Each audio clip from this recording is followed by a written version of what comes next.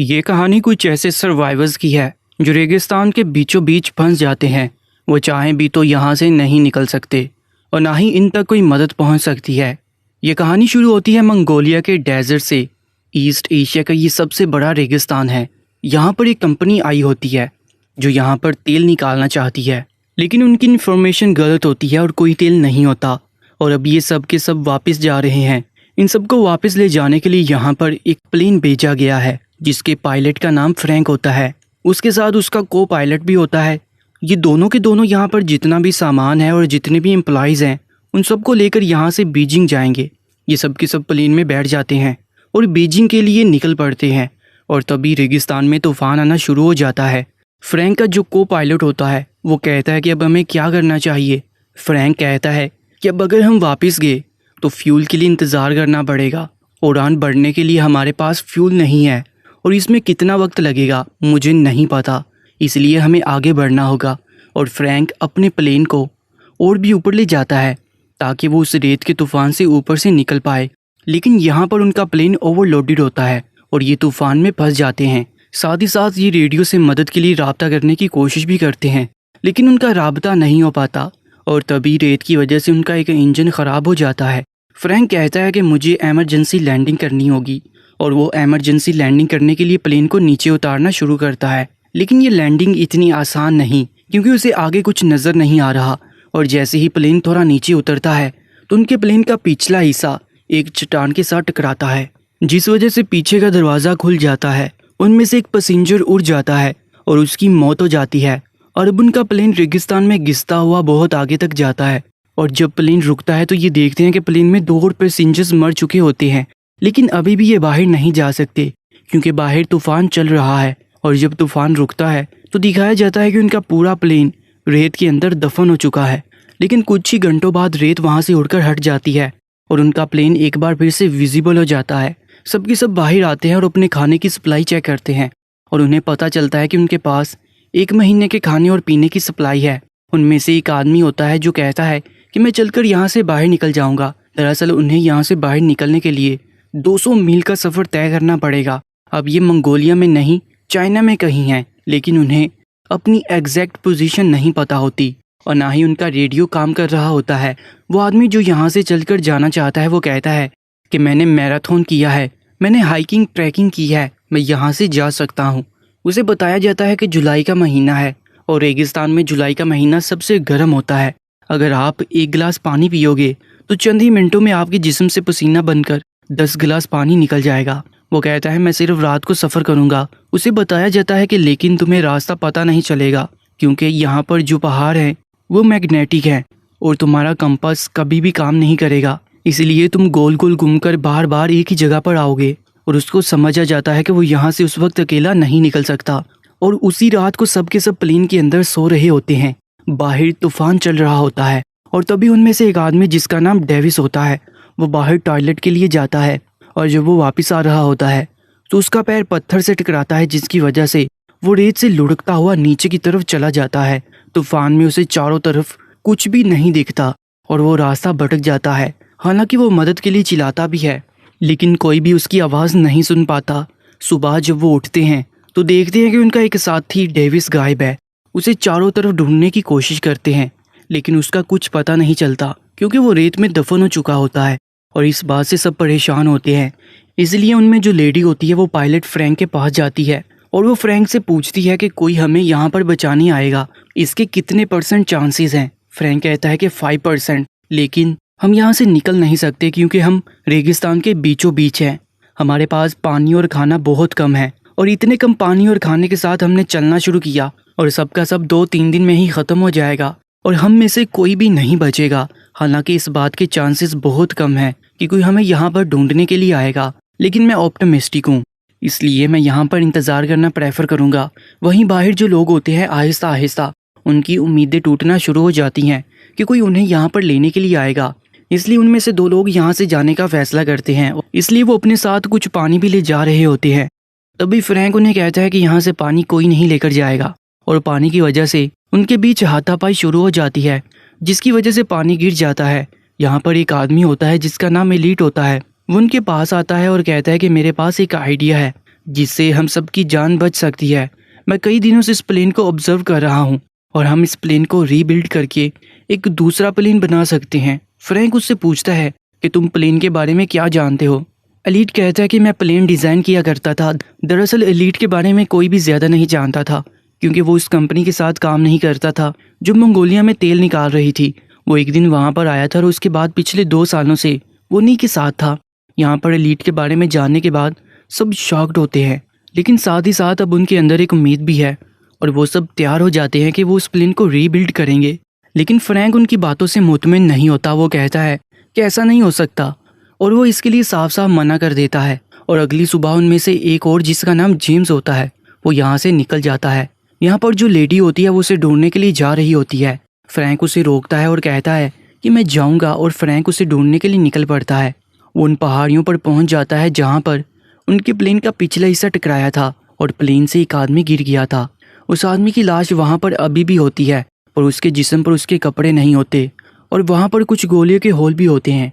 ये देखकर फ्रैंक पूरी तरह से हैरान होता है और तभी वहाँ पर जेम्स आता है। जेम्स कहता है कि हमसे पहले भी यहाँ पर कोई आ चुका है। मैं यहाँ पर अपनी घड़ी लेने आया था जो मैं इस आदमी से पोकर में हार गया था, और अब इसके हाथ में वो घड़ी नहीं है। इसलिए समझ जाते हैं कि यहाँ पर रेगिस्तान के स्मगलर्स आए थे जो उनके साथी के हाथ से घड़ी ले गए। साथ ही साथ यहाँ पर गोलियों के होल भी होते हैं क्योंकि उन लुटेरों ने उनके साथी के जिस्म पर गोलियां चलाकर अपनी निशानेबाजी की प्रैक्टिस की होती है। फ्रैंक जेम्स से वापसी जाने के लिए कहता है, लेकिन जेम्स मना कर देता है। वो कहता है कि तुम दोबारा प्लेन क्यों नहीं बनाना चाहते। फ्रैंक कहता है क्योंकि मैं उन्हें झूठी उम्मीद नहीं देना चाहता, ऐसा कुछ नहीं होने वाला। जेम्स कहता है कि इस दुनिया में हर एक इंसान प्यार चाहता है और अगर हम किसी को प्यार नहीं दे सकते तो हमें उसे उम्मीद देनी चाहिए, और अगर हम उसे उम्मीद नहीं दे सकते तो उसे वो करने देना चाहिए जो वो करना चाहता है। उसकी बातें सुनने के बाद फ्रैंक उन लोगों का प्लेन बनाने में साथ देने के लिए राजी हो जाता है, बावजूद इसके कि उसे पूरा यकीन है कि प्लेन नहीं बन सकता। ये दोनों उस जगह पर आ जाते हैं जहां उनके बाकी साथी हैं और अब ये सब मिलकर प्लेन बनाना शुरू करते हैं। ये दिन में काम नहीं करते क्योंकि यहाँ पर बहुत गर्मी होती है, इसलिए पूरी रात काम करते हैं और उनकी परेशानियाँ तब बढ़ जाती हैं जब एक रात को उनका वो फ्यूल जो उन्होंने आग जलाने और जनरेटर चलाने के लिए रखा होता है, वेल्डिंग करते हुए उस पर चिंगारियाँ गिर जाती हैं और एक बहुत बड़ा ब्लास्ट होता है।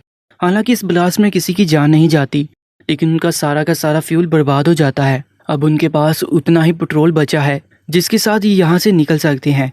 ये उसे इस्तेमाल नहीं कर सकते, इसीलिए अब उन्हें रात को नहीं बल्कि दिन में काम करना होगा। और दिन में यहाँ पर बहुत ज़्यादा गर्मी होती है, लेकिन ये हिम्मत नहीं हारते और दिन में काम करना शुरू कर देते हैं। और अब जो उन्होंने प्लेन को रीबिल्ड किया है उसमें उन्हें एक विंग को जोड़ना है और उनके पास एक ही मौका है। अगर ये विंग नीचे गिर गया तो कभी भी ऊपर नहीं आ सकता क्योंकि उनके पास इतने भारी सामान को उठाने के लिए कोई भी क्रेन नहीं है। और ये उसे आहिस्ता आहिस्ता ऊपर से छोड़ना शुरू करते हैं, लेकिन तभी वो जंजीर टूट जाती है जिससे उन्होंने उस विंग को होल्ड किया होता है। वो विंग बहुत तेजी के साथ नीचे की तरफ खिसक जाता है और वो सीधा प्लेन से टकराता है।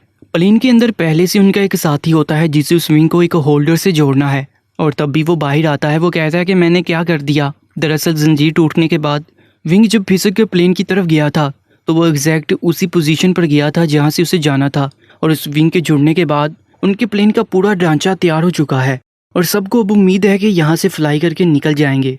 इसीलिए नाचना शुरू कर देते हैं, एंजॉय करना शुरू कर देते हैं। साथ ही साथ ये रेत भी हटा रहे होते हैं ताकि एक ट्रैक तैयार कर सकें और यहाँ से उड़ सकें, लेकिन ये सब इतना आसान नहीं है। एक दिन यहाँ पर इलेक्ट्रिक तूफान भी आ जाता है जिसमें बहुत सारी बिजलियाँ गिरनी शुरू हो जाती हैं और उनका जो प्लेन का विंग है उसके अंदर पेट्रोल है, इसलिए सब वहाँ से भागकर उससे दूर हो जाते हैं। लेकिन एलीट वहाँ से नहीं जाता क्योंकि वो किसी भी कीमत पर इस प्लेन को नहीं खोना चाहता। और जब उसके ऊपर बिजली गिरने वाली होती है तभी फ्रैंक उसे पकड़कर वहाँ से कूद जाता है, जिस वजह से उसकी जान बच जाती है। क्योंकि अगर एलीट को कुछ हो गया तो उनमें से कोई भी नहीं है जो उस प्लेन को पूरा कर सके।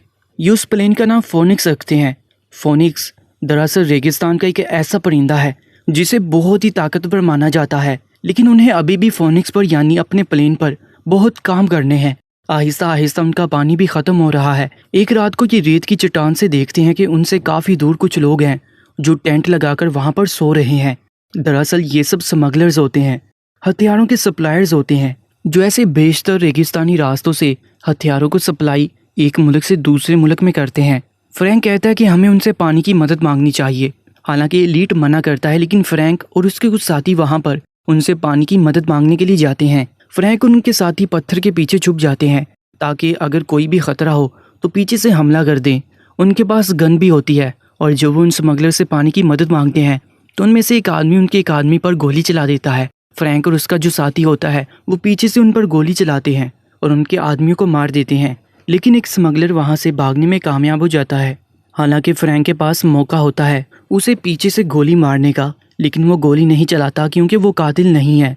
यहाँ पर जेम्स उन मरे हुए स्मगलर्स में से एक स्मगलर के हाथ में अपनी वही घड़ी देखता है जो उसके उस दोस्त के पास थी जिसकी प्लेन से गिरकर मौत हो गई थी। यानी ये वही स्मगलर्स हैं जो पहले भी यहाँ पर आ चुके हैं और उसी स्मगलर ने उनके मरे हुए साथी के ऊपर गोलियां चलाई थी। यानी कि ये कातिल हैं, ये बहुत खतरनाक हैं। इन स्मगलर्स में से एक स्मगलर बच जाता है, वो घायल होता है और ये सब उसे अपने प्लेन के पास ले जाते हैं। हालांकि कुछ लोग चाहते हैं कि उसे मार दिया जाए क्योंकि उसने उनके एक साथी को मारा है, लेकिन फ्रैंक ऐसा करने से मना करता है। सबके बीच में आर्गुमेंट हो रहे होते हैं और तभी एलीट उसे गोली मार देता है, जिसकी वजह से फ्रैंक और एलीट के बीच में आर्गुमेंट होना शुरू हो जाते हैं। एलीट फ्रैंक को ब्लेम करता है, वो कहता है कि तुम पायलट थे, तुम्हारी वजह से हम यहाँ फंसे हैं और तुम्हारी वजह से हमारे एक साथी की जान गई क्योंकि मैंने मना किया था फिर भी तुम वहाँ गए। और इस बात से फ्रैंक को गुस्सा आता है, वो एलीट को एक पंच मारता है और अब एलीट उन सबसे नाराज़ हो जाता है। उसकी ईगो हर्ट हो जाती है, वो कहता है कि मैं प्लेन नहीं बनाऊंगा, मुझे जितना काम करना था मैंने कर लिया, मैं यहाँ पर 10 लोगों के बराबर काम करता हूँ और तुम सब आराम करते हो। कैली यहाँ पर उनके पास आती है और वो उसे कहती है कि तुम्हारे बिना हम इस प्लेन को नहीं बना सकते। वो कहता है कि अगर सब मुझसे दरख्वास्त करेंगे तभी मैं इस प्लेन को बनाऊंगा और सबको उससे दरख्वास्त करनी पड़ती है। यहाँ तक कि एलीट को भी फ्रैंक कहता है कि तुम यहाँ के बॉस हो, प्लीज़ इस काम को ख़त्म करो। एलीट मान जाता है और एक बार फिर से सबके सब प्लेन के काम को ख़त्म करने में जुट जाते हैं। एक दिन ये दूरबीन से देखते हैं कि जो स्मगलर यहाँ से भाग गया था वो अब अपने साथियों के साथ यहाँ पर पहुँच चुका है और वो लोग आगे नहीं बढ़ रहे होते क्योंकि वो जानते हैं कि उनके पास हथियार हैं। दरअसल स्मगलर्स के जो हथियार थे वो अब सब उन्हीं के पास हैं, लेकिन स्मगलर्स को ये पता है कि उनके पीने का पानी और खाना बहुत जल्द ख़त्म हो जाएगा और जब ये पूरी तरह से कमज़ोर हो जाएंगे तो वो उन पर हमला करेंगे। वहीं अब ये और भी ज़ोरों शोरों से अपना काम भी शुरू कर देते हैं और उनका काम ख़त्म हो जाता है। और तभी फ्रैंक को एक मैगज़ीन मिलती है, उसमें कई सारे प्लेन्स के मॉडल्स होते हैं और उन्हीं मॉडल्स को देखकर एलीट ने उस प्लेन का मॉडल बनाया होता है। और यहाँ पर सबको ये पता चलता है कि एलीट जो प्लेन्स बनाता था दरअसल वो बच्चों के प्लेन थे, वो छोटे छोटे मॉडल्स बनाया करता था। हालांकि वो उड़ने वाले हुआ करते थे, लेकिन आज तक उसने एक बड़ा प्लेन नहीं बनाया। इस बात से सबको गुस्सा आ जाता है, ख़ास तौर पर अयान को, और वो एलीट के सर पर गन तान देता है। वो कहता है कि इतने हफ्तों से तुम हमें बेवकूफ़ बना रहे हो, ये प्लेन कभी नहीं उड़ने वाला क्योंकि तुमने आज से पहले कभी भी इतना बड़ा उड़ने वाला प्लेन नहीं बनाया। लेकिन एलीट को पूरा भरोसा है, वो कहता है कि प्लेन उड़ेगा। हालांकि हम छोटे प्लेन्स बनाया करते थे लेकिन वो रिमोट कंट्रोल हुआ करते थे, उनमें बैलेंस की ज़रूरत होती है। फ्रैंक अयान को रोक देता है और तभी यहाँ पर तूफान आना शुरू हो जाता है और जब हवा तेज़ होती है तो जो प्लेन उन्होंने इतने हफ्ते की मेहनत से बनाया होता है वो हवा में अपने आप ही हल्का हल्का उठना शुरू हो जाता है। और ये देख के सब समझ जाते हैं कि ये प्लेन उड़ेगा।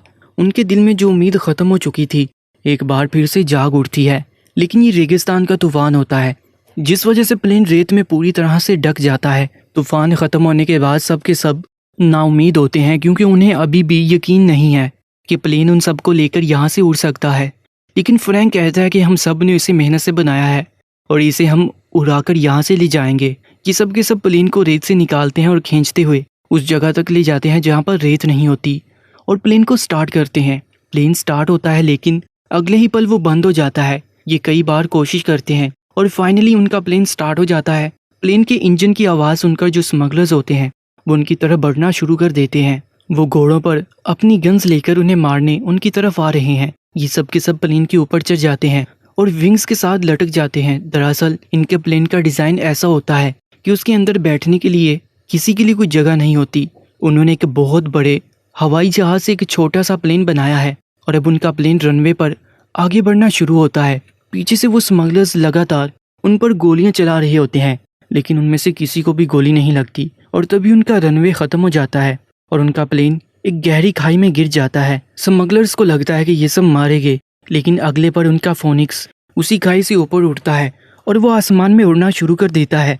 ये सब के सब इससे बहुत खुश हो जाते हैं क्योंकि इतने हफ्तों से जो उन्होंने मेहनत की थी वो मेहनत उनकी कामयाब हो चुकी थी और इस तरह सब मौत को मात देकर इस रेगिस्तान से जहाँ से निकलना नामुमकिन है यहाँ से निकल जाते हैं। और फिर हमें उन सब की फ़ोटोज़ दिखाई जाती हैं। ये सब के सब अपनी फैमिलीज़ के साथ अपने काम में खुश हैं। फ्रैंक और उसका को पायलट अपनी खुद की एयरलाइंस खोल लेते हैं जिसका नाम वो फोनिक्स रखते हैं और लीड की फ़ोटो एक मैगज़ीन में छपती है जिसमें क्वेश्चन मार्क के साथ लिखा होता है नासा की नई उम्मीद, यानी कि अब वो नासा के लिए काम करता है। तो कैसी लगी आज की ये मूवी एक्सप्लेनेशन कमेंट सेक्शन में लाजमी बताइएगा और ऐसी ही